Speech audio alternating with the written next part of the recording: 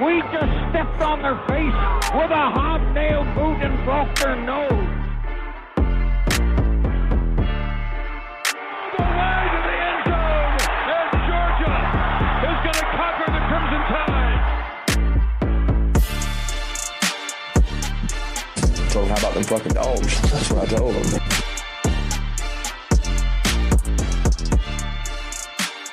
Hope it didn't take that long again. Go Dogs.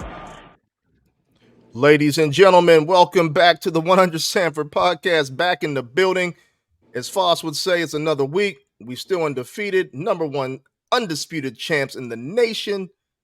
Coffey, Foss, what's going on tonight, fellas? It's like 21 in a row, right? 21, 22? I don't know. Graham is he's counting, taking receipts and everything. Where we like on, 21. Graham? I think it's 21 in a row, right? I think it's they won 2 at the end of 2021 in a row. Then they won 15 in a row, so that was 17. So yeah, now they're 4-0, 21 in a row. Good job, you got it.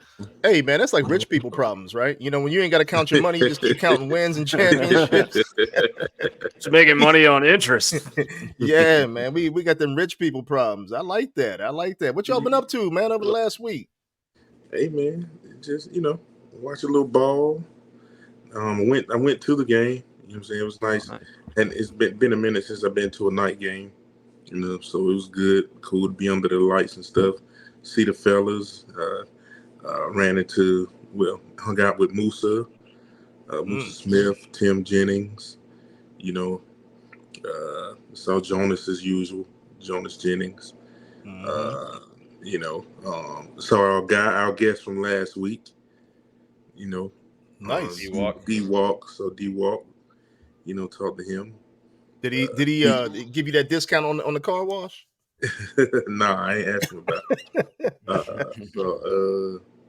TJ Stripling. Is that Stripling's name? I think TJ Stripling.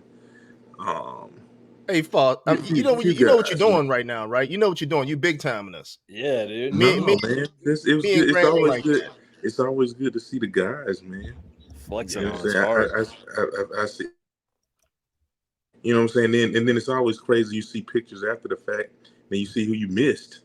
You know what I mean? I think it was some more guys. I think it was a lot more guys there too that I didn't get to see. But it was always good to see the guys and sit on. I sat in the section. I'm enjoying my fan era. You know what I mean? It's always good to sit in this section that I can see the game from a different angle that I hadn't seen it before from the stands, and so it was good.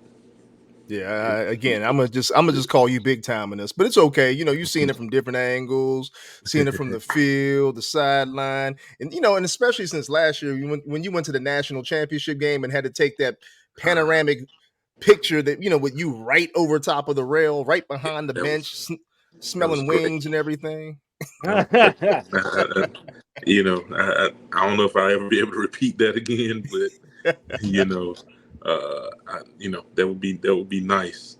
You know what I mean? That's for the big timers. I looked up.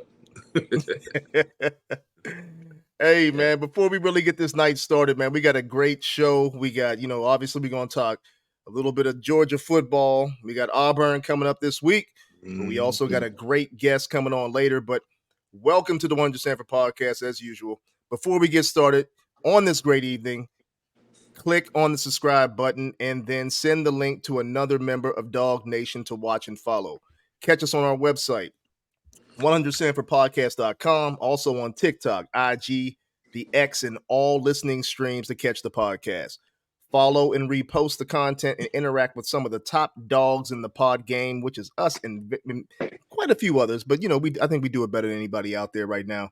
Then head on over to Dawg Central. That's right, the collaboration for the nation, getting that recruiting information, intel, X's and O's, breakdowns, and interaction with additional Dawg Nation hosts and social media personalities. Last but not least, follow the Roll Up Network to know what's going on with the ops. We always got to figure out what's going on with them boys out in Florida. But, this year, it don't really mean too much. I mean, we're going to get there with Silk and the rest of them boys, but it is what it is. But Fellas, we just came off another big-time win. We had Auburn, had UAB last week. I'm going to toot my own horn because I called Beck going over 300 and something odd yards passing. I said 3 to 4 touchdowns. He had 4 touchdowns completed, 3 touchdowns in the air, one on the ground. So Beck did his thing.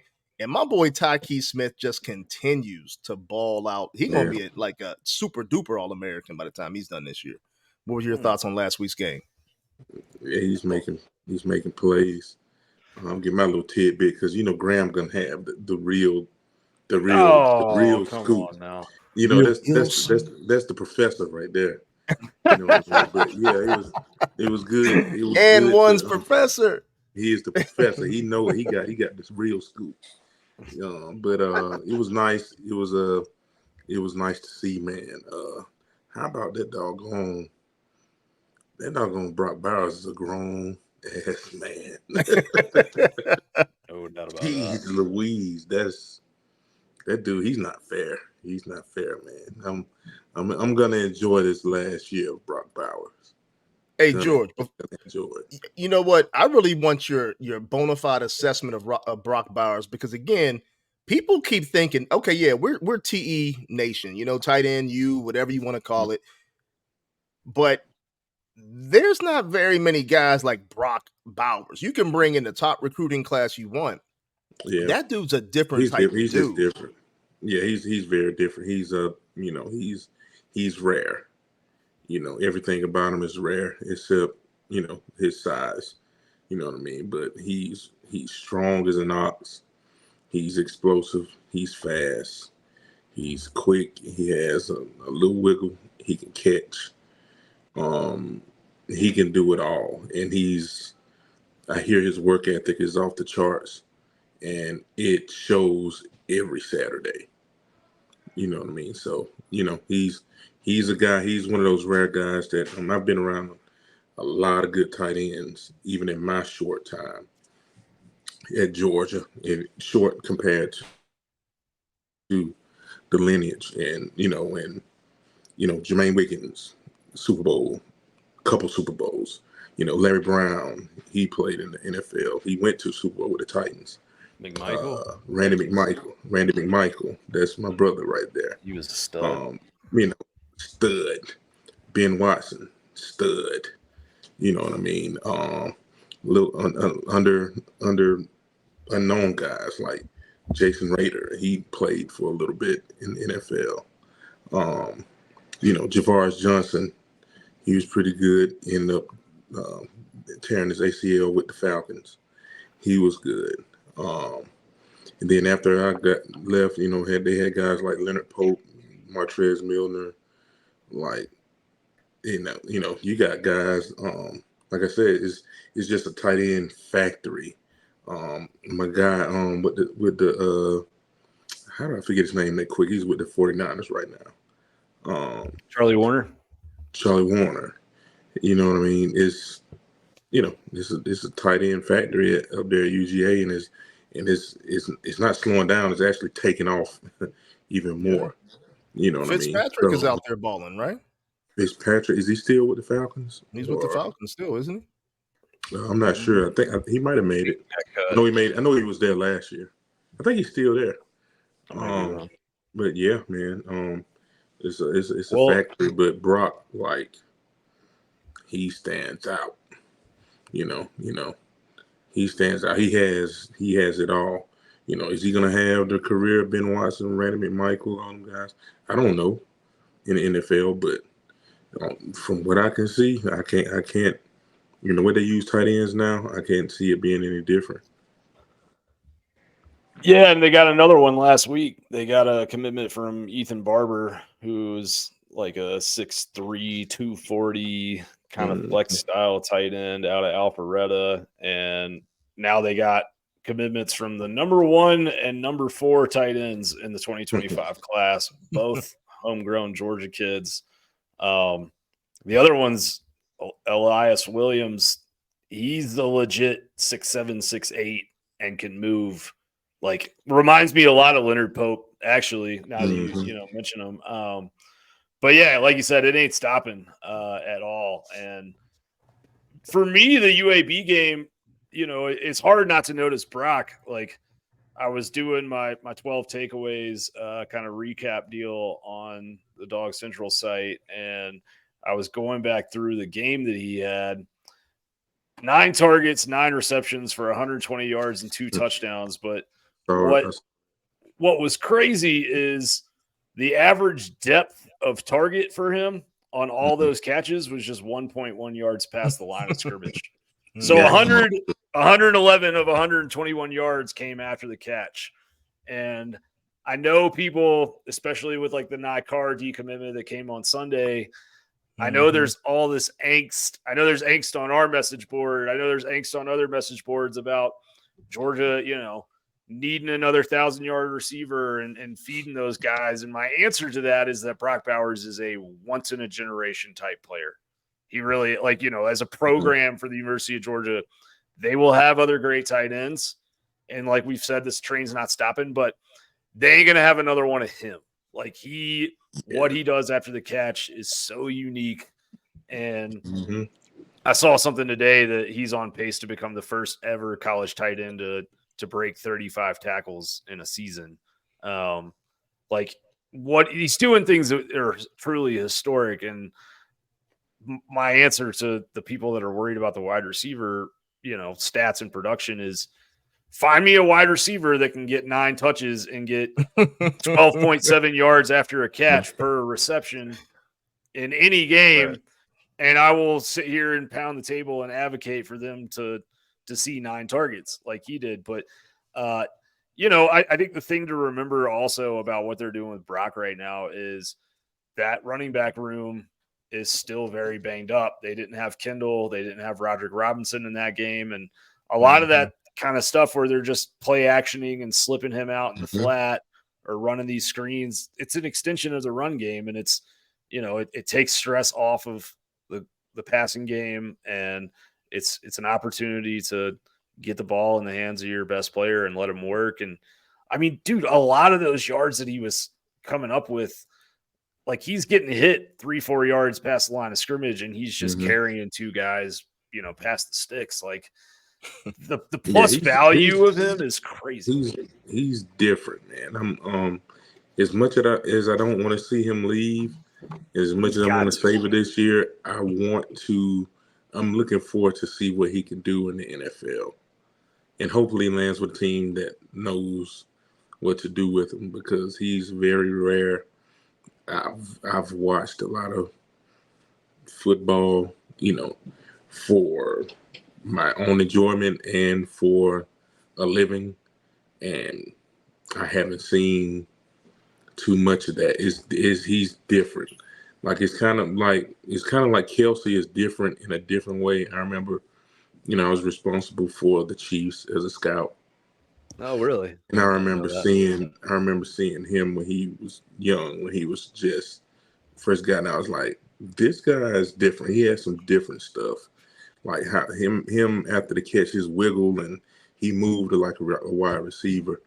And those are the things that you could see that's different. You could see Gronk was different, his size and his strength, and that, like you couldn't do nothing with him. You could see he was different. Like Brock is a combination of all of that without being 6'6". He's everything. I'm really looking forward to seeing what he can do. So, I mean, with the UAB game, I'd love to hear y'all's thoughts on this, but I thought we saw like kind of the closest thing we've seen yet to probably what this offense really is in terms of play calling. And I mean, UAB was they were blitzing a lot early on passing downs, and Bobo just started play actioning them to death and attacking those safeties deep. But I just thought we saw a lot more deep routes than we've seen. And I thought you saw how that opened up things for Bowers. You saw how that opened up, the long 50-yard catch that Rosemy had. CJ Smith is another 20, 25 yards past him, occupying 2 safeties back there, in quarters coverage and creating room. And I thought it was exciting to see like more of those vertical routes. To me, it is kind of proof of concept in terms of Mike Bobo, like taking in information in real time, going back to that South Carolina game, saying like, we need to stretch the field more. We need to have less underneath routes. And I thought Carson Beck did a better job. There was times against South Carolina where I felt like he was kind of reading from the bottom of the field up, you know, and kind of looking at his inside receivers first and had guys deep that he wasn't looking at. And I thought he did a really good job against UAB from the start of, you know, reading those outside receivers and those deep routes and progressing back down the field, but trying to take some bigger chunks out of the apple. I think we saw trust all around the field, quite honestly. I think that this team is really starting to get comfortable with itself.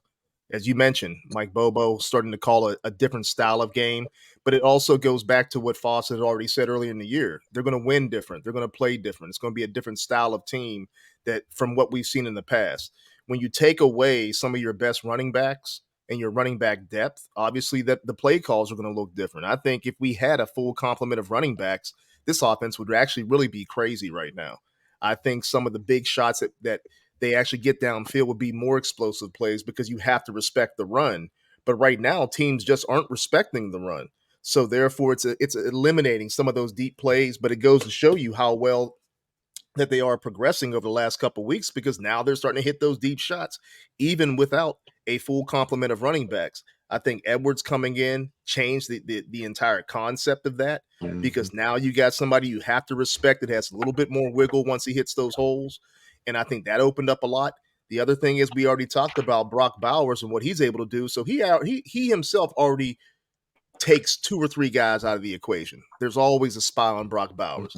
But now if those wide receivers can win those one-on-one battles downfield, which we're starting to see, Ra Thomas making big plays downfield. You know, we see CJ Smith getting open, Rosemy St. Jack getting, Jack Saint getting open. You're starting to see a lot of things open up downfield. So it's pretty exciting to see the evolution of this offense. And it's interesting to see what's going to happen moving forward when we do get some of these running backs back and a little bit more healthy. I haven't heard anything about Milton. If he's back this week, I know he's got that lingering hamstring issue that keeps popping up and rearing its ugly head, but it would be nice just to have him back as another thumper. But it's going to be interesting to see how this team progresses even further moving forward. Yeah, he's got the same injury that Dejan had now. So he had the hamstring, like you were saying, but now he's dealing with an MCL sprain. Jeez. So he has practiced some early in this week. I think Kirby told the media that yesterday, so I don't feel like I'm giving away, any inside baseball that's going to help Auburn or anything like that. But I think there's a better chance he plays than Roderick Robinson. I don't think Rob is going to be back with that high ankle sprain yet, but I still would say it's, probably to be determined. I think it's going to depend on how he looks tomorrow and feels and all of that. But even if he could just come in that game and play 8 carries and, help with pass pro, like he's been to Auburn before in 2021. He was great in that game in 2021 in the fourth quarter, running out the clock and really, some of the best carries I think I've ever seen him make from a vision standpoint were in Jordan-Hare in that game. So it would be a huge boost to Georgia to just get his experience and size back in the lineup. Yeah. Well, we just go back a little bit. I think this offense, we was talking about the offense. You guys were talking about the offense earlier. I'm a real big believer in this team's process. Real huge believer. I believe it's all been by design. What people wanted more of from game 1, 2, 3, 4 was all by design. And it's been, as you can see, there's been add-ons every week. There's been an aspect of this offense, that has been in hell on defense too, that have been added every week. And you see it's coming together. I'm encouraged by that. Like I really believe in the process of these coaches as it pertains to this particular roster. They know what they have. and like you guys mentioned the backs. I'm very impressed with Dejan. You know what I mean? It really shows that they knew what they wanted to do. Fast freeze and up. come back too fast. He looks like he looks like Dejan. You know what I mean? So I trust the process, whether it's injuries, scheme, whatever it may be. I trust him because Dejan looks really good. He's making the right cuts downhill. He's see that graph about his. He's up there, I think. He just knows how. What did you say? You broke up. You're freezing and you're breaking up a little bit. Repeat what you said. Can you hear me? Yeah, we hear you. Can you hear me? Yeah. Yeah, I said I just trust Dejan. I just trust their process with how they're treating them to health. And prime example is Dejan. You know, I mean, he looks good. He looks like himself. He's making the right cuts. He's getting that yak. I mean, the yards after contact and the yards per carry. And did you see? I believe there was a graphic about his yards per carry for a career. Like his, I thought I saw that, or it could have been. But he's looking like he's back to himself. You know what I mean? And I think Cash has done what he's supposed to do. You know, I want to see a little bit more vision by Paul. You know, but that'll come. You know, that'll come with carries. When you're a young guy, everything moves faster. Those holes close faster. You know, the D line moves faster. The linebackers move faster. And I saw the same thing with Robinson last year. They, he as the season went on, you could see what made him one of the top backs in the nation coming on. He just had to, he had to get that freshman stuff out of him. You know what I mean? By the end, you saw TCU. Like we got a problem on our hands here. Oh man, we got a monster coming in next year, and you can see that. And I think that's what guys saw in Paul last year before he got hurt, and that was all you were hearing out of camp last year about how good he looked. And so I think it's gonna be. I think we're gonna be fine in that area too. So like I said, I trust the staff, man. I think they're gonna do well. Well, hey, fellas, we got somebody just jumped in our green room. Okay. So our guest is here. I want to make sure we give our guest, I'm going to say her, so some people know who's coming. Give her the proper introduction, the proper love that she deserves. I don't think people understand. I'm so excited. I don't even know what to do, man. I'm just super excited for tonight. She's gonna have me stuttering, all kind of stuff. But and she's giggling, she's laughing at us. But folks, we gotta do what we gotta do. We gotta bring in one of the best out there. It is the one and only ESPN host, reporter, the Georgia's own Peach. You did. The alien.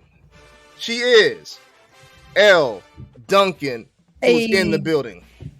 I love that Lamar said Georgia's own, because whenever someone says Atlanta and then I have to explain where I'm actually from. See? I'm like, yeah, no, it's like 3 towns removed, but alas, yes. Hi. I do my research, Elle. I do my research. Yeah. You were like, where is a Powder Springs? That's Atlanta. First of all, let me interject.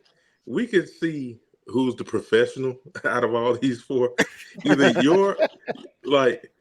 I bet you got your picture looks amazing. We look like 1080 1080p, like you like 4K. I believe your internet or you got ring light, you got something going on that we ain't got going on. That's right, Foss. I've got uplighting. Full disclosure, I forced my husband to do this. I basically gave him like a week notice. I was like, I need you to build a studio because I'm going to do this show and do it from home. He did a phenomenal job. You did great, right? Thanks.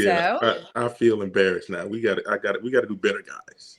I'll send you the stuff. It's not bad. Honestly, the whole entire thing is just instead of using a webcam, using like a proper, like a Sony camera. That's really what makes it all come together. Yeah, if you connect it that way, instantly your picture changes. See, I like people that don't hold on to the secrets. I'm just saying. Yeah, man, but hey, glad you're here. Foss, thank you for having me. Let me just tell you guys really quickly. Foss has intersected in both things that I love. My Bulldogs. I am from Georgia, but I am the only one in my whole family. My whole family is from Denver, Colorado. So Foss, of course, also a Bronco. So it's just so nice to be able to just, finally, Foss, after so many years, just get to chat with you about football because I'm a huge fan of yours. I appreciate that. And we're all a fan of yours, and we appreciate you coming on. You have as much, well, probably more sometimes, zeal about our Bulldogs, and even though you get a little nervous sometimes, and I have to calm you down. Yeah, we're good. We're good. Yeah, we gotta be fine. He does. But, I always like temperature check. When I was a little kid and I was first getting used to flying planes, my dad traveled all the time. So he always flew. So whenever there'd be like turbulence, I would look at him for reassurance. And you're kind of that for me with Georgia Foss. I'm like, are we good? I respect that because I feel like the kind of, homeostasis for most Georgia fans is high anxiety. It's the Munsoning as some call it, so I feel like the two national titles feel a little more unfamiliar. Like I was texting with some buddies during the South Carolina game when they were down 14-3 at halftime. They were like, oh yeah, this feels kind of nice to be back in this spot where we're a little anxious and things aren't just so easy. Like this feels like normal UGA football fans. I was going to say back in the spot where we weren't nervous and anxious. When were we not? The only time in the last 10 years I've not been nervous or anxious watching a Georgia football game was the second half of that natty. It was just like it was like, oh God. And you want to know why, you guys?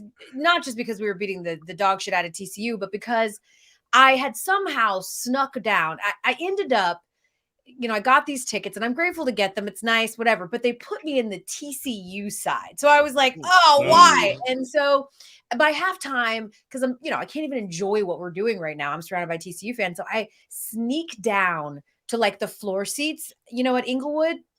And they're like under. So, the floor, the field or whatever is above you a little bit. And I'm there and I'm on TCU sideline. I'm pretty sure, in fact, I snuck into McAfee's suite after he was already done with it. Did. And I realized right then, I was like, yo, these dudes are small, bruh. Like, these are small dudes, yo. That is literally when I just took a giant exhale. I was like, oh, we got this. These are some small guys. I noticed that when they came out for like the handshake and like the coin toss, I was like, yeah, this is a little bit. They're a little bit different than us. So this might get bad quick. And they got bad quicker than I thought. Did you get a chance to eat those wings? I know Foss tried to grab some wings when he was on the Georgia side. But did you get wings on the other side? I was behind the Georgia bench. I was kind of jealous of those wings they were eating. It was disrespectful, man. I loved it. Listen, my favorite part was like, I love revisionist history. And after that ass whooping, then we hear what Kirby said to them pregame. And I was like, oh, dude, no wonder. I would have busted their ass after that speech. But I am interested to ask you guys in a flip of fortunes. I know this is your podcast, but just how you all feel, because I think, I guess we never won a natty my whole life. I wasn't born when Herschel won it. And I guess I just thought once we won the one, like I would be and feel whole and complete and it would be okay. Right. Then we win the second. And now I find myself not feeling, Graham, you kind of hit on it a little bit with the anxiety, but still feeling like I have a chip on my shoulder. And I'm like, is this what like motivated Tom Brady's like winning ass for 20 years? Just he kept winning, but he still found ways to be pissed off. And I don't know if it's that we're not being talked about enough or the idea that we're losing first place votes now because we are beating the dog shit out of not great teams. But something about this still feels like there's something unfinished to me. And I don't know why. I don't know. How do you guys feel?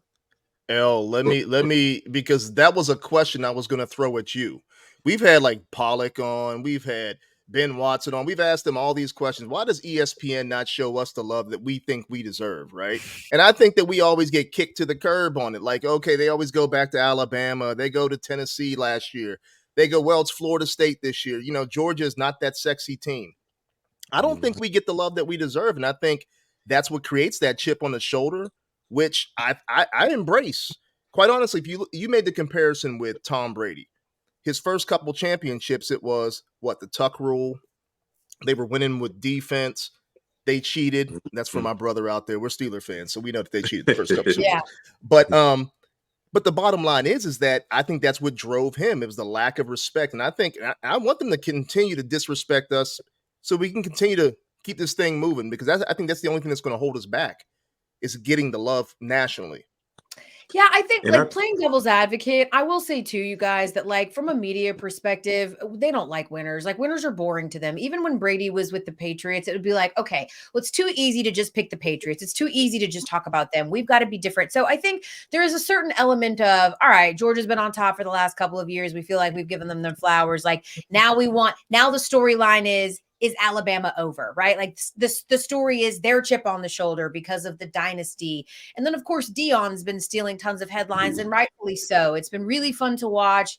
And I love that he's sort of, thrown a grenade in the power constructs of college football. Like all that is super fun. So I try to play devil's advocate because I am a member of the media and say, people don't like to talk about winners. They like to talk about underdogs and like turnarounds and chips on shoulders. But I think for us personally, it feels like too, we're not being given the benefit of the doubt because people aren't watching these games. And that's okay. Like I'm not expecting that people, especially last weekend, with the slate of college football games that we had, that they're watching Georgia face UAB. So I think that's where a lot of this sort of tepid response to Georgia lies. And I don't know that we're going to change any minds by beating Auburn. I mean, I think we're 16, 17-point favorites.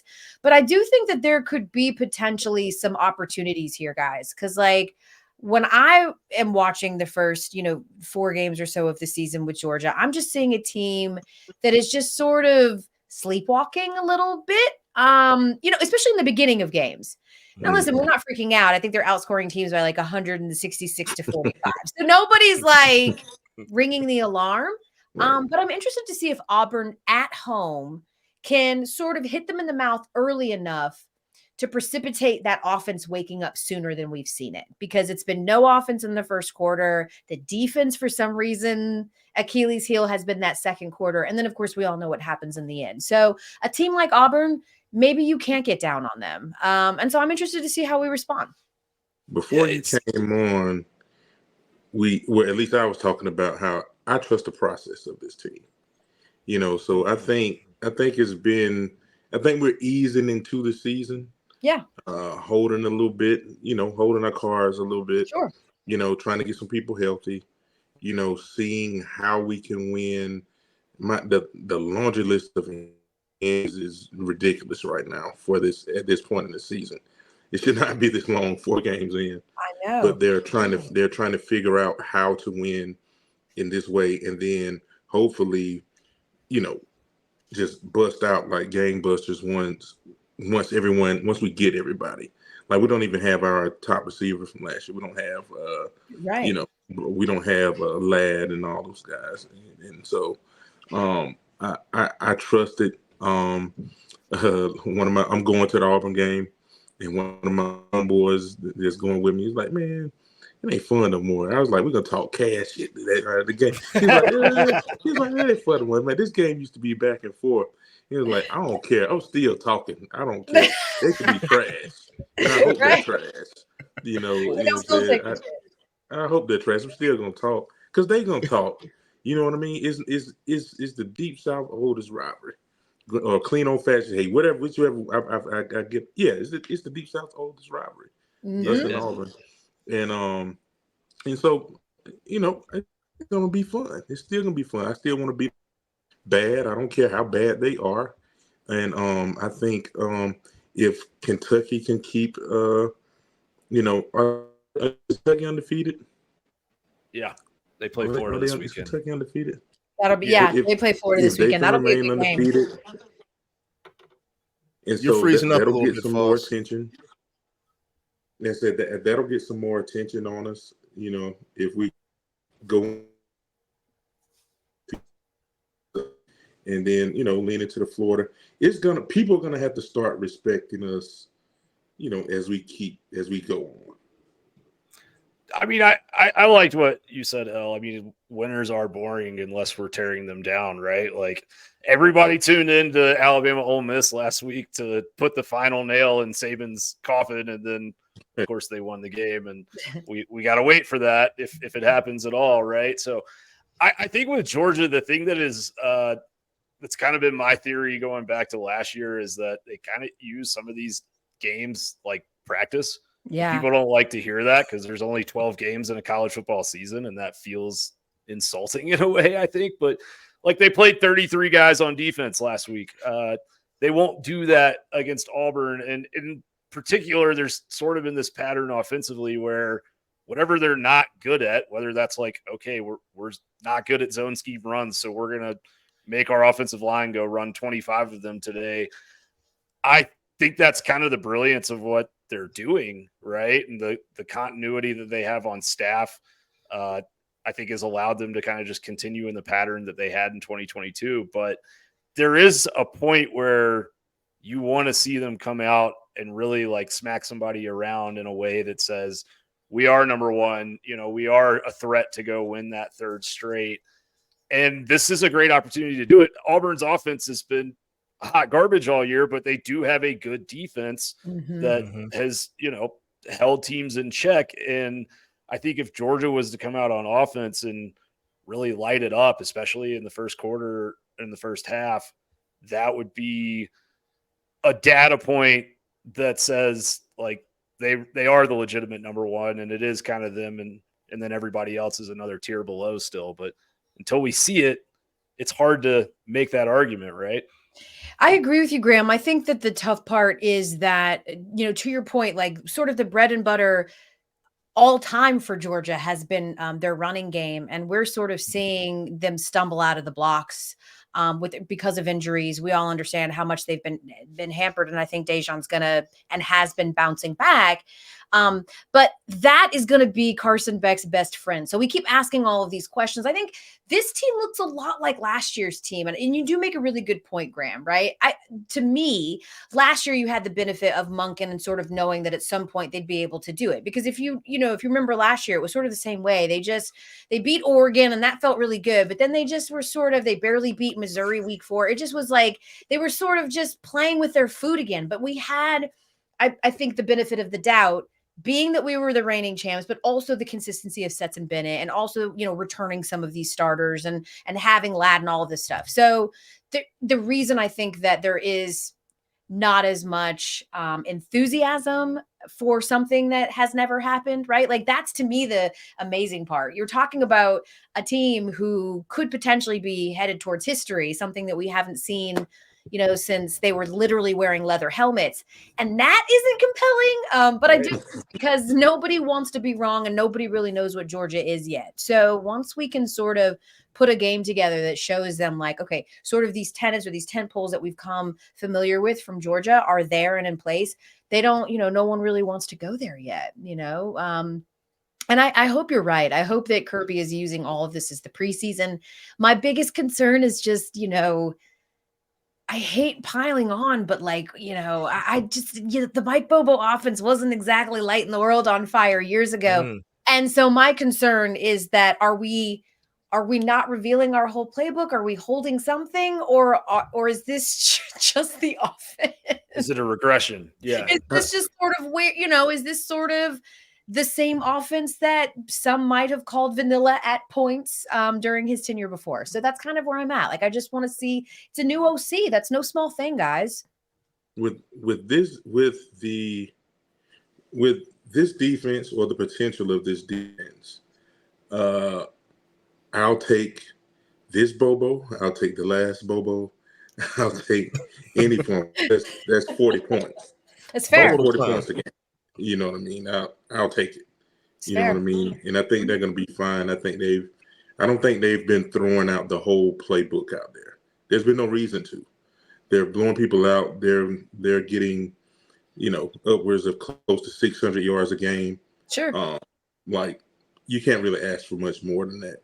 Yeah, you want to look good at the, from the start. That would be great. I think that first drive was cool. I know we got helped out, with a penalty to keep the drive going, and then we scored, right after the penalty last game. But I think that was a good progression in, scoring on, I believe, wasn't that the first possession that we had last week? And so that was a step toward getting where people want us to be, And so I think we're gonna be fine. I hope I'm not proved wrong, but I've been right the last, I guess, couple years. You have.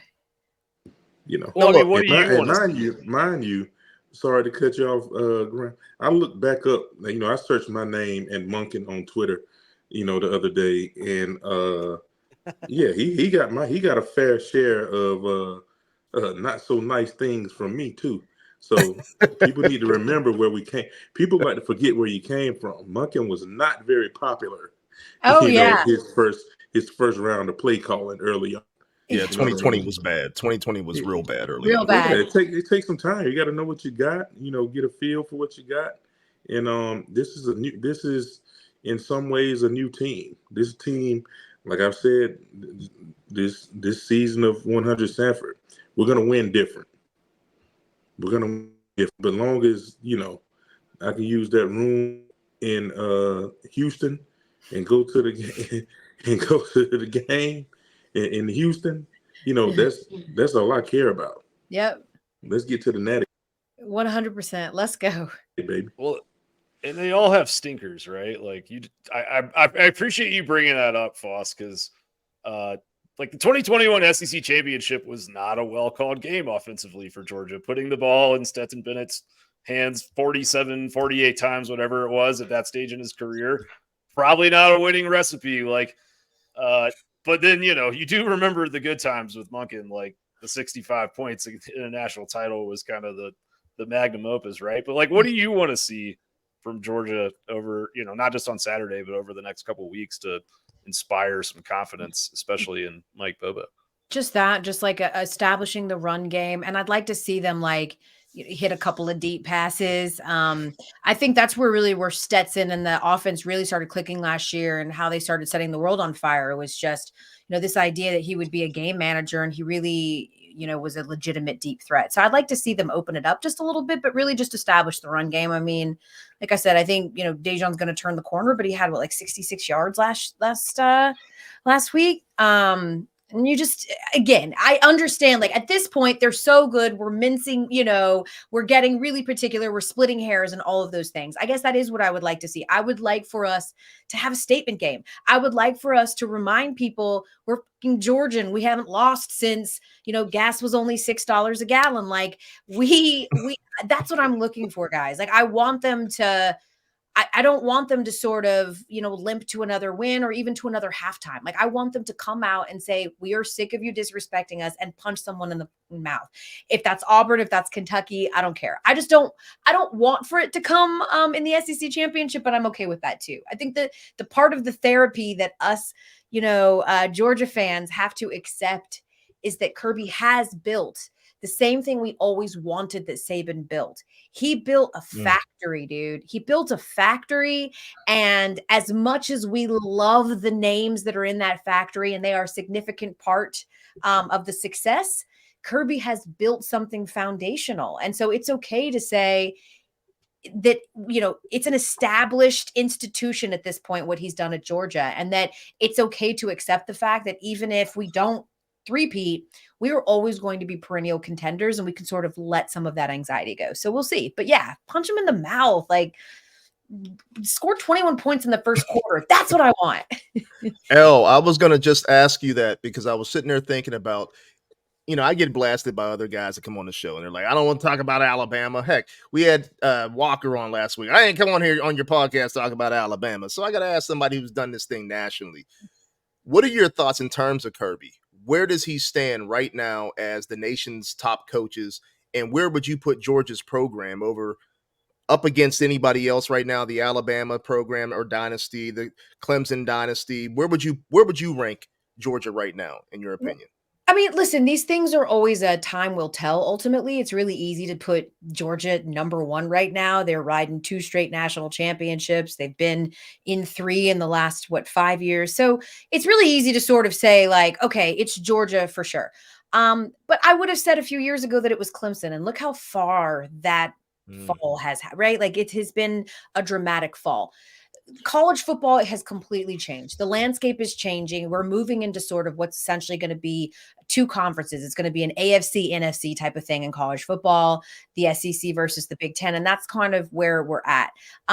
So I still, as much as it hurts my heart, I got to give the respect still to Alabama because they still have done it consistently. And this is the weakest that they've been. This is the weakest that they've been in how long, you guys, right? Like, and they still have a very good chance of making an SEC championship and winning the SEC championship. So they've just been doing it for so long. I mean, he is the true, in my eyes, dynasty of our time, my time as a grown-up in college football. And so I think Kirby's right there. I mean, if he can continue to show, and not just win, he doesn't have to win 6 like Saban, but if he can continue to show that he can make his team be a contender every single year, I don't see why when we sort of look back at this time, we don't say that one of the GOATs, Nick Saban, helped birth another GOAT. And Kirby's been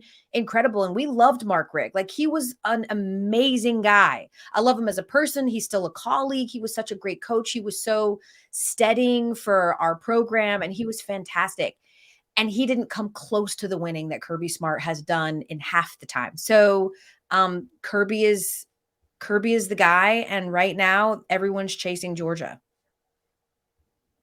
What are the national people saying, your peers? Because I know behind the camera, I mean, obviously a lot of things have to be same They say thing. the same thing. They do. I mean, again, it's much sexier to talk about who's not on top, but they all recognize that like the juice, the momentum is on Georgia's side. I think that there is a concerted effort for those people in the media that know Kirby intimately to help get Kirby more sort of out there for his personality.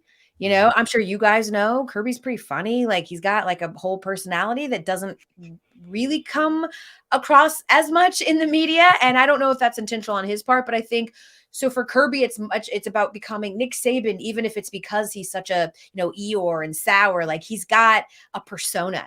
And I think that's sort of like the next thing. I think that's what the media people are looking for from Kirby, is like the persona to go along with all of the success. And that will be sort of the next thing for Kirby, I think, but they all give credit to Georgia. And I think that the idea that the SEC is loading is another opportunity for Georgia to show just, how standard bearing they are. It's interesting you say that about Kirby, because I feel like maybe his greatest achievement, especially over the last few years, is so much has changed with NIL, and attention spans get shorter and shorter and shorter, mine included, because I'm on social media too much, like most people. Yeah. But like his ability to say the same thing in a different way every year, and a lot of times multiple different ways within a season, and keep his guys' attention, I think Like it's the same process that Nick Saban has been doing. It's that process oriented thinking, but the way that he has been able to kind of retrofit that for Gen Z and keep these guys engaged. So, a Brock Bowers that's going into his third year isn't kind of just drowning out what's being said in meetings because he's heard it so many times. Like, I think that's his greatest achievement. And I think his understanding of sort of how we consume college football is pretty advanced in terms of coaches, because I just think he gets kind of the new school cycle. He gets that as soon as a kid decommits, there's going to be a bunch of people talking about it and saying, oh, we got one over on Georgia, and just he's really good at keeping his program in the headlines and giving us in the media or us that cover him in different ways, like things to talk about. And I think that is a skill that is a little underrated, but is going to be very, very important across all college football, coaching in coming decades. 100%. And I do think Kirby has a great personality and does all those things. I think the media folks that I talk to, that's sort of the one thing they think nationally is keeping people from sort of the name recognition of Georgia, or the idea that they're on top, is just the association of greatness with Nick Saban, right? And that Kirby needs to become more of a household name. Like they're looking for that sort of Kirby moment that makes him the face of the next great dynasty or the current great dynasty in college football. I thought he was going to become that guy when he did the 1, not 2, not 3. I thought he was going to, develop his name at that point, but I guess the nation's still wondering. I have no idea why, but hey, it is what it is. We got to get him on an Aflac commercial or something, We got to get him on the podcast. I keep trying to get him on 100 Sanford. He owes us. But you mentioned something about the national scope of college football, and you're a huge college football fan, obviously a huge sports fan in general. What are your thoughts in terms of how this college game is going? Because you mentioned an AFC and NFC. Do you like the way the game is expanding in terms of these conferences blowing up, the expansion of the college football playoffs? What are your thoughts on that, Elle? I'm not like a traditionalist. I'm not one of those people that's like, oh, they're ruining the fucking game. That's not really like, I still think I'm Southern. We're SEC people. I still stand by the fact, no matter what, no matter how much the game evolves or changes or NIL becomes a thing, or how many teams from, Oregon are going to travel to Miami, which seems nonsensical and crazy. Despite all of those things, I still feel like this idea that all of the passion and love and tradition of college football is gone, I don't think that's the case. You're never going to be able ever to take that thing instinctively inside of each Georgia fan that hates Alabama away from them. Like, that's not going to change just because there's only 2 conferences or just because the kids get paid. When you're Southern, football is about so much more than, geographical locations and making those sorts of things like realignments, and all of those things don't matter nearly as much. So I don't care, because in my mind, all of the juices in the SEC, they're all coming here. If I was a Pac-12 fan, I'd be devastated right now. I would probably feel like college, athletics are leaving me behind. And I would probably be saying F the system because I'm being left out. But they're all coming to our conference. They're all coming to get a taste and a piece of what we've got, because we are the big dogs, quite literally. Pun intended. And so I don't feel as, I think progressiveness is just a part of life. And why we've gotten into this big fat ass mess is because we just fought it and fought it and fought it and fought it, even though everything told us the tide was turning and that NIL was going to be a thing and that conference realignment was going to be, like, we knew all of this was coming. And because we were just so reactionary, that's why it's the Wild West. That's why there's no rules. That's why nobody knows what's going on, because we were too, stuck in the mud, we're not going to do it. And now look where we are. So you just have to embrace that change is inevitable, that it is coming, that if it don't make dollars, it don't make sense. And that's the bottom dollar. All this is about money. But at the end of the day, we live in a place where it's also about tradition. And so I feel really hopeful about the fact that everything we love about college football, the animus, the passion, the great play, none of that's going anywhere. So we need to stop being so fatalist. When does this settle down then? I know Gene Smith, the athletic director for Ohio State, called for more guidelines and in terms of NIL, saying that, teams are paying up to $5,000 for a recruit to come on campus. When does this thing settle down, and when do we actually get back to playing football and attending games like we love? When they do something. I don't know. I have no idea. Nobody knows what to do. I mean, when the NCAA is literally begging the government to step in, they've thrown their hands up. They've already given up. They're like, I don't know. We need help. And someone, right? You're like, we don't know what to do. Nobody knows what to do. But again, that's because we're just reacting. I think until they sort of stop trying to live in two worlds, until they stop trying to embrace the amateurism of college football and also acknowledge that it's a business, like they have to go all in on one or the other. And the tide is showing us that you're going to have to go all in on the side that it's a business, and as such, treat it that way. And you need to have a union, and you need to pay them, and there needs to be a salary, and you've got to start working on those things. And the solution isn't wishing for what used to be and reminiscing and retrospecting. Like, someone's got to step in and do something. And obviously the NCAA thinks it's got to be the government. But until then, this is what we're going to see. We're going to see, 6-year seniors, transferring 7 times. And we're going to see guys, showing up for $10,000 to go do this and getting paid millions to go play there. And you know what? I'm not mad at it at all. That's not their fault. That's the adults' fault. The adults did this, not the kids, and they're just taking advantage. If I literally opened up, y'all got kids? If I opened up the treat drawer and then go on a walk, I cannot be mad when it is raided by my children. I set no rules or parameters, and I told them go after it. I mean, what's the saying? Hope's not a strategy, right? Like,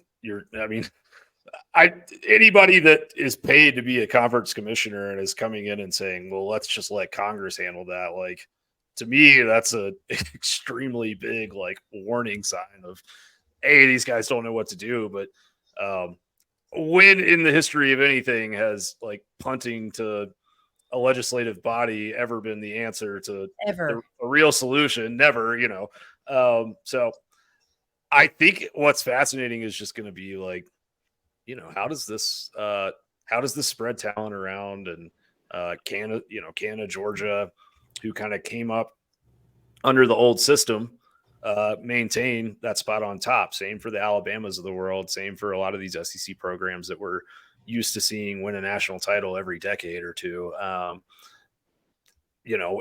Can a Colorado, with Dion, take advantage of this in a way that you can kind of have this microwave dynasty that in a couple of years is competing for bigger prizes?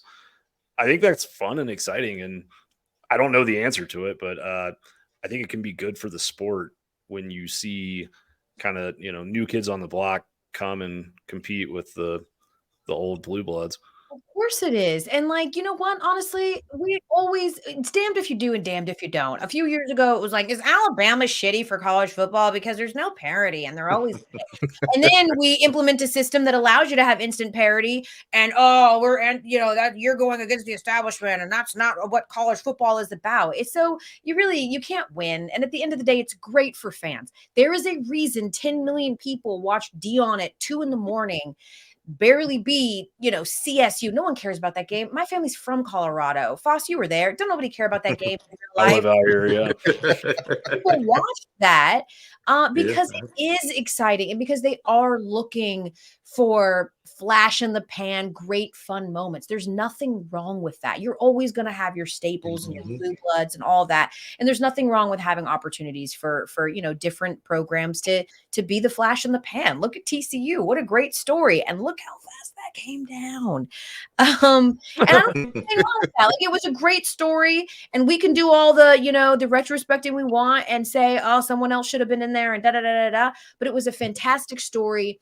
And I think that but again, you go up against a blue blood and you get dealt with. And so, it all has a way of sort of sorting itself out, right? Like parody is a thing, but also so is hierarchy, and it all is revealed in the wash, you know.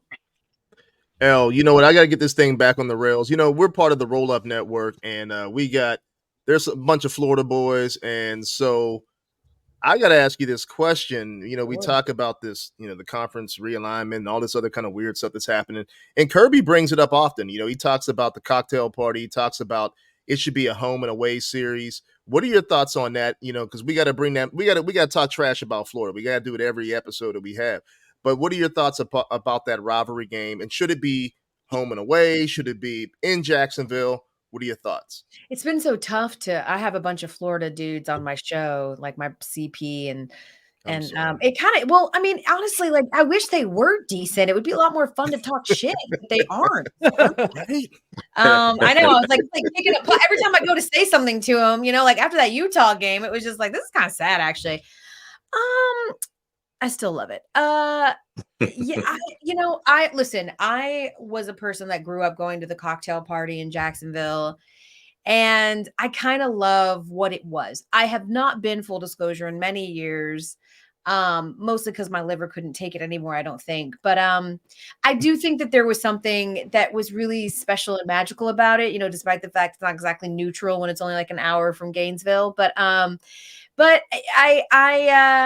don't know. I want for Tennessee to get better. I want for Florida to get better. Like, it's not fun when your division. And I think a part of why we don't get the respect maybe that we deserve too is because how hard our division has been hit, you know, and when your toughest competition the last couple of years is like Kentucky, then, you know, people aren't really going to respect the resume as much based on who you have to play. But yeah, it's fun to hate Florida. Like it's not good that they're not great. And we'll certainly see. I would not advocate for the home and away series though. I still think that like, there's just something uniquely gross and Southern about, you know, the biggest redneck cocktail party in the world. And I don't know that it should change, you know, it's tradition. Do you know what I'm saying? I agree.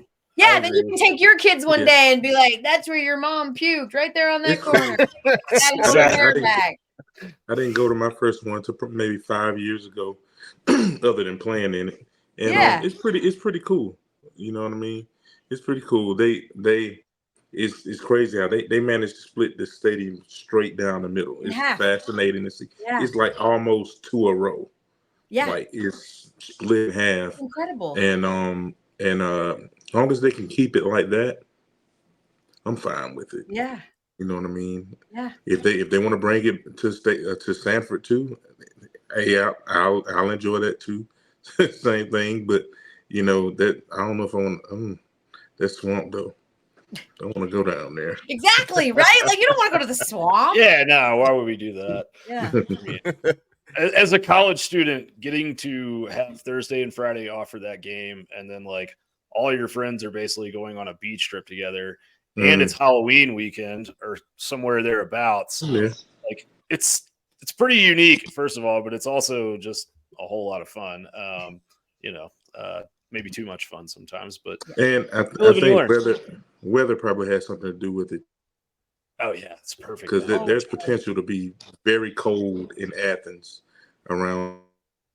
So being in Florida, you know, that kind of ensures some decent, you know, weather. Yeah.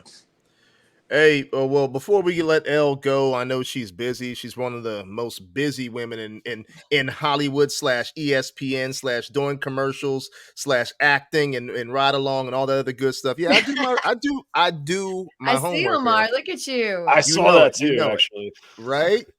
Hey, we always get a prediction. We want a prediction for this week. What you know about Lamar? You talking, Lamar, but you don't know nothing about. See, us down here, we remember Elle on the radio. That's what we know about. V103, let's go. Elle on the radio. Yeah, I'm going to tell you now. That was brought up by Mitch. Mitch does all of our artwork, and he actually brought it up. He said, man, you got to ask Elle a question. He said, ask her if she remembers, let's see, 790 The Zone. Hell yeah, I remember 790 The Zone. That was my first job. Yeah, he said, I remember seeing her on hearing her on 790 The Zone with a bunch of old guys that are probably still there. Yeah, the Two Live Stews. I was, I was like their entertainment reporter. I would come on and tell horrible stories. Free. It was a free job, so it wasn't a job at all. Yeah, it was but like look at you indentured now. servant. Yeah. Look at you now. It was great. I know, but look at me now. It was great. It was my first start. They were awesome to give me a chance. And yeah, hell yeah, I remember the 790. All right, so what's your prediction on this week's game? You know, it's 3:30 up there at Auburn. Yeah. We got Foss going. He big timed us again, said he was going to the game. He ain't, not giving us a ride or anything like that. But what's your prediction on this game, El? Okay, I'm going to predict that this is the game where we score some points. I don't know if they're all going to come in the first quarter like I had advocated for, but I will make my prediction as 34-17 Georgia. 34-17. That covers the spread, right, Graham? What's the spread this week? Spread. It's the over. Right close to the number. I think it's 47 and a half is the over under. So she's right on it. Yeah, right where Vegas thinks to be. All right. We can't give our prediction yet. We gotta let Elle go, and then we'll talk a little bit more about this game. But Elle, before you go, let people know exactly where they can see you. I mean, obviously it's ESPN, but all the other good stuff that you're doing out there, including philanthropy. Yeah, thank you so much. You can check me out on SportsCenter every night at 6 p.m. Monday through Friday. And I also just started a show on YouTube for ESPN and a podcast called The Elle Duncan Show. So you can get that wherever you get your podcast or watch it on YouTube. And lastly, philanthropic wise, I work with Helping Mamas, which is actually a diaper bank, a nationally recognized diaper bank, but they are in Atlanta and also Knoxville. So if you've got any Vols fans, and basically we help give families in need diapers because that's a necessity and something you have to have when you have a baby, and not everyone can afford them. So helpingmoms.org, if you have any money or you want to donate some time or diapers, we would love that too. And thank you guys for having me. And I'm big fans of you all, and please have me back. Oh, anytime. Because next time you gotta have the ponytail. We will. You just did the whole ponytail thing on ESPN. See, I see everything. I got you. I see that. You really, I see you, Lamar. Look at you. A master researcher. By the way, my wife loves your Taylor Swift takes. Thank you. I mean, listen, Graham, I can't. I'm not saying that nothing is going to come of the stunt. I'm just saying that relationship started on Sunday. It did not start before Sunday. She's with you. She agrees. Facts. Yeah, it didn't start before Sunday. So tell her I said thank you. Absolutely. All right, folks. That's Bye, Elle Duncan. everybody. Yes, ma'am. That is Elle Duncan, the ESPN host. You don't get much better than that, having someone like that on the show and gracing us with their presence. But obviously, huge Georgia fan, huge sports fan, Denver Broncos. We'll get to that next time in terms of her NFL fandom. But let's talk about this Auburn game, fellas. We were getting ready to get into it. It's at Auburn, 3:30. I don't know anything with the weather report, but we have a 3-1 team led by Hugh Freeze going up against our Georgia Bulldogs. Graham, what are your thoughts immediately on this particular game? Well, Foss loves when I bring fun stats to the show, so I'm bringing a fun stat for you today, yes. my guy. Auburn as a team has not passed for over 100 yards in a game against a Power 5 opponent since October 29th of last season. That was against Arkansas. Yeah, so since then, that's right. I knew you'd love it. I knew you'd love this one, George. All right, so since then, they have played some Power 5. I'm sorry, against a Power 5 opponent. They have passed for over 100 against, some garbage teams. But last week against Texas A&M, they had 56 passing yards. Nasty. Very, very gross. That's nasty. Yes, it's gross. All right. Look, man, they played Cal. I could pass for about 25. They had 94 passing yards on the road at Cal in a 14-10 victory that they probably should have lost, if we're being honest. Against Alabama last year, losing that game. 77 yards against Bama, November 26th, 2022. They played A&M again late last year. Robbie Ashford, 6 of 13, 60 yards, 1 touchdown, 2 interceptions. Mississippi State, they played a 39-33 game against, where they did have 331 total yards, but only 75 of those came through the air. And then, Arkansas, they lost 41-27 October 29th of last year, but they did somehow manage to have 285 yards passing. Since then, not 100 yards passing as a team against a Power 5 opponent. Do we want to be that team? That's my question. I think Is that's there something a that universe where they are that team is the question. Right. I mean, it's interesting to see if Kirby actually brings up some stats like that prior to going into a game like this, challenging his secondary to, one, shut down any form of wide receivers that Auburn has, but at the same time, allowing those dogs to get loose and Trey Scott to let those guys just go, especially when it's a big time SEC opponent. It is a rivalry game. I'm interested to see, and the first time really playing a big time opponent on the road, quite honestly, going into a hostile environment. It's still going to be hostile. They're 3-1. They're still in the quote unquote in the hunt for something, right? It's going to be interesting to see if Kirby just says, you know what, this is the stat. Graham Coffey said it. Do you believe it? Make it happen. Now, I'm waiting to see what happens with this on Saturday, man.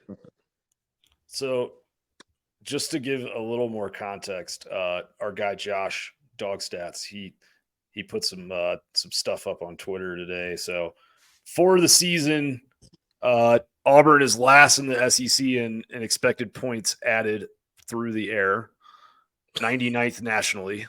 They have a 28% passing success rate against Power 5 teams.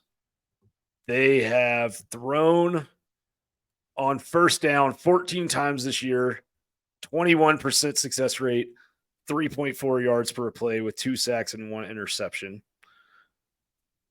It's bad, man. It's bad. For some perspective, Georgia's passing success rates been around 55% or so this year, most weeks. So you're talking Auburn, when they drop back to pass on first down, is as likely to be sacked or intercepted as they are to have a successful passing play. I hate to say it, but this actually gives Dion at Colorado a little bit more kudos. And this is the reason why I'm going to say this. When you look at Auburn's roster, they got about 7 or 8 transfers starting. You wonder if that's part of it, their inability to kind of gel together along with a new offense, a new head coach, new offensive coordinator, their ability to kind of gel as a unit and make things happen. But when you do look at what Dion is doing out there, now obviously he's had his son play quarterback, and he's been quarterback underneath him for the last few years, and they got some explosive playmakers and a good offensive play caller. But it makes you really appreciate what they're doing out there because they got nothing but transfers all over their roster as well. Auburn, you would think that they would be able to throw the football a little bit more efficiently, but they just haven't. I mean, and they keep mixing in 2 to 3 quarterbacks per game to try to get anything and everything going, and they still can't get it done. It's amazing. They're taking off Sir Charles with their 3 quarterback rotation. I saw a video of Chuck today talking about that. He was like, he said, since y'all baptizing people down there, can y'all pray for Auburn to be a better passing team? And he's right. He was like, if you have 3 quarterbacks, you don't have any. He was like, you can't have 3 quarterbacks. He was like, you can't have 2 quarterbacks. You need one. You can't be afraid to. You can't. Yeah, it's terrible. It's terrible. He was like, you can't be afraid to make mistakes. We need that sound drop on the board for next week. It's terrible, Graham. I mean, they're out there. They can't throw the football. I mean, Foss, what they gonna do? It's just terrible. I don't know who we're gonna bring in for offensive coordinator. Just terrible. Well, it seems like Q has been pitching Montgomery under the bus on a weekly basis, the OC that he brought with him. To Foss' point, against Texas A&M, they did play 3 quarterbacks. Holden Griner, 2 of 7 for 8 yards. Peyton Thorne, 6 of 12 for 44 yards on 19 dropbacks. So that means he dropped back 7 times and didn't even throw it. 3.7 yards an attempt for Peyton Thorne, who started. Yeah. And then Ashford, 1 of 4 for 4 yards, man. Like, I think the difference, because they did have Ashford when they came to Athens last year, and he didn't really, complete any passes that were significant that day. He did hit 1, actually, I think, but they struggled to throw, but dude, they had some receivers last year that were fair. They were okay. Like, that team, they did bring a bunch of guys in, but they also lost a bunch of guys to the portal. And, changing staffs over, they were in on Grayson McCall, the Coastal Carolina quarterback. And I don't know, what exactly happened there, but he ended up returning to Coastal. But it's just hard to imagine a one-dimensional team beating or, giving Georgia a ton of problems, particularly when the one dimension is the run game. Like, we've seen some teams that were really, really good through the air stress Georgia's defense, or, stress them for a few drives until Georgia adjusted or whatever. But if you're telling me Georgia's got to stop the run on a down-to-down basis to win a football game, then I'm going to feel good about that against whoever they're playing any week. Yeah. When you go back and you look at that game against Texas A&M, they were actually able to run the ball pretty effectively. They were getting huge clips, but they just couldn't complete on third down because they couldn't throw the football. And Texas A&M, had they had a more explosive offense, would have blown Auburn off the field. But they had the injury, obviously, to the quarterback position that slowed them up a little bit.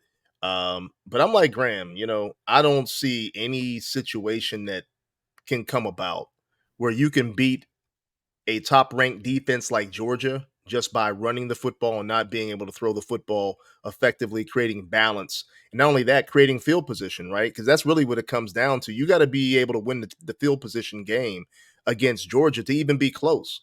And that's something that Kirby does very, very well, especially given whether it's a running team, a passing team. He's always going to eliminate the explosive plays and put his team in a position to win the field position battle to make sure that they are effective within whatever offensive scheme that they're going to utilize. So I don't see anything like that happening come Saturday. Foss, what are your thoughts on it? I mean, you played in this game, Deep South's oldest rivalry. What do you see happening? What do I see happening? I see like you're saying, it's looking like the run game is their bread and butter. Georgia's going to shut that down. I want to see those rushers get after it, and I think it's going to be, I know what my prediction is. If you want that, I can give Let's it. hit it. What's your official prediction? What's your prediction going into this game? I'm saying 38-10. Okay, we got Elle with 34-17. We got you at 38-10. Yeah, Graham, 38-10. Like 10 points. They scored 10 last week against A&M. 7 of those came on a defensive touchdown, on a fumble recovery. Like, as an offense, they scored 3 points. And Georgia's been oddly bad in the red zone for the last couple of weeks as a defense. Like, I think they've allowed touchdowns. The first team defense has allowed touchdowns on 4 straight red zone trips. But I think that has kind of overshadowed how dominant Georgia has been and how dominant Georgia even was in that South Carolina game on a down-to-down basis. South Carolina only crossed the 40-yard line 3 times. Like, only came inside Georgia's 43 times. Georgia was inside scoring territory 8 times in that game, only scored 24 points. Last week, 6 of 6 in the red zone, scoring touchdowns. First team offense, 5 of 5. They got to be closer to that. I do think one thing that's interesting about this game is, like, if Georgia attempts 1 field goal in this game and it's a miss, I bet they don't attempt another. and you're going to be on Mike Bobo's going to know he's got 4 downs every time when he gets into the red zone. So I think Georgia's Auburn's defense is a decent unit, but they still gave up 7.9 yards a carry against A&M. Now, in fairness, there was a 79-yard rushing touchdown they gave up, so those numbers are skewed. Passing the ball, A&M lost their starter, but A&M didn't really throw the ball that much, especially in the second half, because they had that game in control. They threw, I think, 11 passes after halftime. Yeah. I just think that Georgia, Dejan Edwards is such a plus value player for an offensive line because of his patience, because he creates holes that are sometimes not even really there. I think this will be a big day for him. I think they get Ladd back out there some.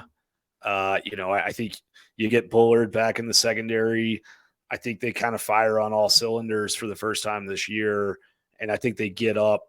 Whoever scores first in this game, I think, is really important. You don't want Auburn to get into a cycle of actually believing they can win this football game, and you don't want to let that crowd get in this football game. I think Georgia comes out, plays well in the first half. I think they'll be up 21, 24-3 at halftime kind of thing. And, Hugh Freeze is the only coach that Kirby Smart has coached against at Georgia in the SEC that he has not beaten. And he lost to him in 2014 when he was the DC at Alabama against Ole Miss. Lost to him again in 2015 and then got blown out. I think the worst margin of defeat in Kirby's career was the 2016 Georgia Ole Miss game. So I think this is a game that, he's going to want to win and make a statement. And I think Georgia kind of announces to everybody that this is they're them, so to speak. I am going to say Georgia 41. Auburn gets a garbage time touchdown, 41-13. Well, I'm going to say this, Graham. This ain't Ole Miss. This ain't 2016 Dogs. This is Kirby Smart in Georgia on steroids plus. And Hugh taking over a brand new team in Auburn that really lost a lot last year. And as I already mentioned, transfers Deluxe just to, kind of get this program back on some type of level footing in his ability to maybe build this program back up. I was actually going to go a little bit closer than I normally do. It's a rivalry game, and I really have not liked the inconsistency of the offense and so far this season. But you guys have convinced me. I'm going to say you convinced me. I thought Beck started to get hot last week. I predicted he was going to get hot last week, and I think it just continues. And I think it's just the perfect game that Georgia needs to be on the road against an Auburn, a rival, to open up the away session of their scheduling. I'm going Georgia 45-13. I think that it's garbage points really when it comes to Auburn. I think that's something that we're just going to see from not the first team defense, but the second team really kind of getting used to what's going on with and being a part of this legendary program. I think that as the season goes on, it'll get much better in terms of the defense and the depth getting better and better. So we're going to continue to see this team get stronger and stronger as the years go on. But offensively, I'm really looking for a lot more consistency. If we get Ladd back this week, along with a stable running game, I think we will start to see an evolution of the Bobo offense that'll make people kind of forget the yesteryears, right, of when he was here. And, they say, oh, Bobo. No, it's a new era. It's a new thing. He's running Munkin's offense. Kirby admitted that. It's the same offense that we've run the last couple years, just a different person behind the wheel driving this thing. And I'm looking forward to more consistency on offense this week. 45-13, Georgia over Auburn. That's my prediction. You said what, 35-13? 45-13. 45-13. Get it right. Before we get up out of here, let's do two more games really, really quick. I know we got to get up out soon. Florida is at Kentucky. -1. It's down to 1? Yeah, it's down to 1 now. Ooh, that -1. line stinks to high heaven, bud. Yeah, man. I think that, I think they're giving a lot of credit to Kentucky's defense. They do play consistent defense, but it also goes to show you a lot that they're not trusting Florida's offense. Graham Mertz, I said it early in the year that he was a turnover machine at Wisconsin under Chris that doesn't Paul Chris that doesn't like a lot of turnovers. But we have not seen, I guess, Florida really hit the road outside of Utah, right? In terms of a big time game on the road, right? So I'm going to go Kentucky to win this game, man. -1, but I'm going Kentucky to win 27-24. All right. I like where your head's at. Florida, I don't think they're as bad as they showed against Utah, and I don't think they're as good as they looked against Tennessee. I think the truth lies probably somewhere in the middle for them. Agree. I will like what they do. I think Mertz has been really good, surprisingly. The way they move the pocket with him, play action, all that, it works. Kentucky's defense is pretty good. Their offense, it just hasn't quite clicked yet. And that's what's interesting is Florida last week, 22 points against Charlotte, which I know they were maybe a little hungover from a big game win, but they got real red zone problems. Florida's offense does. And, I don't know that I trust Billy Napier to fix that. I think he needs to hire an offensive coordinator. That might come this offseason, but they don't got one right now that's going to be calling plays this week. So Kentucky, I don't know, based off public perception right now, it feels like this is a game that Florida should be favored by, 6 to 10 points. And the fact that they're not is a little bit of an Easter egg, I think, from Vegas. So I'm going to go Kentucky 23, Florida 21. Nail biter. False. What you got? You're muted, bro. There you go. You almost took my score. I was thinking 24-21. I like it. Great minds think alike. All right. Last game before we get up out of here. It's LSU at Ole Miss. 2.5 is the spread. The loser, I think, is knocked out of the SEC West opportunity to win the championship over there or to finish first in the SEC West. LSU doesn't have a conference loss yet. Right, but they still got to play Bama. They got a tough schedule. LSU's got a very tough schedule. And I think if LSU wins this game, I think that they're in the driver's seat, obviously. Mean, they kind of playing with house money. Ole Miss, I thought Ole Miss was going to give Bama a little bit more of a shot last week, but really didn't. I was really surprised by that. That was very pedestrian offensive showing by Ole Miss. I'm going LSU outright. I think Brian Kelly kind of gets this thing back on track. I think offensively they're a little bit more explosive. Defensively, I think they're a little bit more stout, obviously. And if Ole Miss wasn't able to handle Bama, I don't see that they're able to handle LSU as well. What's the spread on this game? 2.5. 2.5. LSU 2.5. -2.5.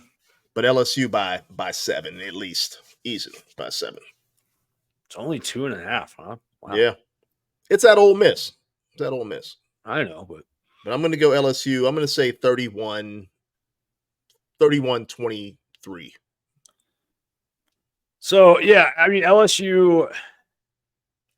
I think their offense is pretty daggone good. I think Jaden Daniels is very good. They are really on the struggle bus defensively right now. And they made that Arkansas offense look like a juggernaut, and it has not been that at all this year. So that scares me a little bit for LSU.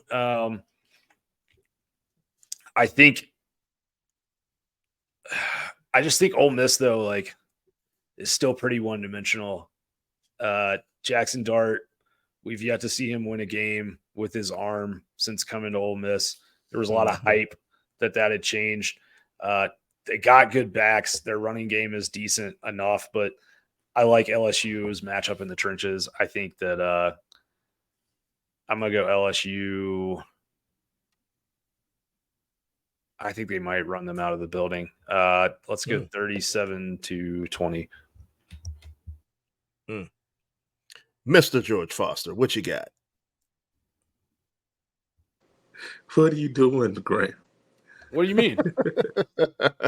You taking all his predictions. I'm sitting over here thinking, I'm going to go 38-21. No shit. What did you say? 37-20. 37-20. 38-21. We got to go to Vegas together. Yeah. Facts. Hey, man. Well, that's good, man. That's the predictions for the night. I think Neighbors goes haywire. Ooh. I like it. That dude's a ball player, man. He's gonna go off. Yeah, they're a sleeping giant for sure over there, man. If they can ever get some consistency under Brian Kelly and some discipline, I think they'll, they're the team out west now that teams should really be focusing in on, and fans should be focusing in on. Alabama's just got issues, man. I don't care what anybody says nationally. They just have consistency and basically a loss of standard in the house. But when you have national guys coming out and saying things, you have former players coming back saying it just ain't the same, you got problems. And they're the first ones that are able to tell you, the house ain't swept, things ain't clean here. They're the first ones that are able to tell you that kind of thing. So Bama's got problems. And, once LSU kind of gets things together, they're going to be on a roll. They ain't going to beat the Dogs, but they're going to be on a roll. What would be hilarious is there was all this hype about the Ole Miss Alabama matchup. Mississippi State ran one offense for the first 3 games of the season, and it was ineffective. And so they went back to letting Will Rogers throw the ball around the yard last week against South Carolina. And he did that well. They still lost the game because Spencer Rattler is playing at an insane level right now. But they put up 30. They had a decent output against a decent defense. They had 519 total yards. Their defense is pretty good. Is there there's a universe where Mississippi State knocks off Alabama on Saturday night? It's slim chance, but I do think there's a path to it happening. Just if I just don't know if Alabama can win a shootout this year against anybody with what they got going on offense. And so ain't happening. If we have seen it'll be interesting. Yeah, we've seen that defense look a little shaky at times so far this year. If Mississippi State can stress them with those wide receivers and maybe things start happening. Does anybody know what the spread is on that game? I don't know, but you said the defense has started to look shaky. The defense has been shaky the last couple years. The only difference is they have an offense that's been able to hide some of the inconsistencies that they have on defense. Bama's only 14.5-point favorites. That's low for this series. Yeah, it is. It's very low for Mississippi State. And they got to go to Starkville. That's a weird place to play. Weird things happen there. Mm-hmm. Yeah. Mm-hmm. If Bama goes down, you heard it here first. Zach Arnett taken out. Hey, Graham, we actually called it early on. We said if Bama actually lost early on, we were going to see a lot more losses throughout the season. True. Watch, there will be 2 to 3 more. I'm calling that. But hey, fellas, it's been another great show. A great guest in Elle Duncan. We thank her for coming on. We thank all of our loyal listeners for listening, tuning in for us each week. We got more coming for you. But with that being said, you guys know what we do. See y'all at 100 Sanford. Go Dogs. See ya. Go Dogs.